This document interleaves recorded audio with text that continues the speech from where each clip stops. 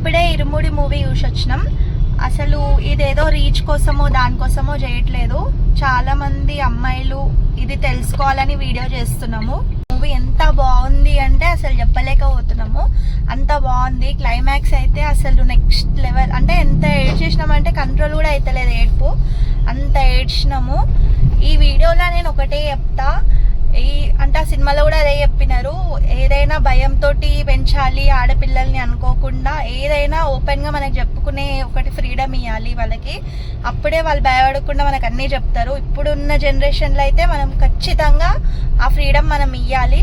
ఎందుకంటే నాకు బిడ్డ ఉంది, అది చూసినాక నాకు ఇంకా భయం అవుతుంది, ఇంకెంత జాగ్రత్తగా పెంచుకోవాలి మనం అనేది.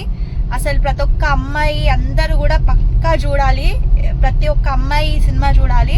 ఎందుకంటే అవేర్నెస్ కొంచెమైనా ఓకే బయట ఇట్లా ఉంది అనేసి ఒక చిన్నదన్నా మనకు తెలుస్తుంది కాబట్టి. కానీ అందరూ కూడా స్ట్రాంగ్గా ఉండాలి, ఏదున్నా పేరెంట్స్ తోటి షేర్ చేసుకోవాలి. తండ్రి బిడ్డ కోసం ఎంత చేస్తాడు అనేది మూవీలో ఎంత క్లియర్గా చూపించిండ్రు అంటే అంత క్లియర్గా చూపించిండ్రు.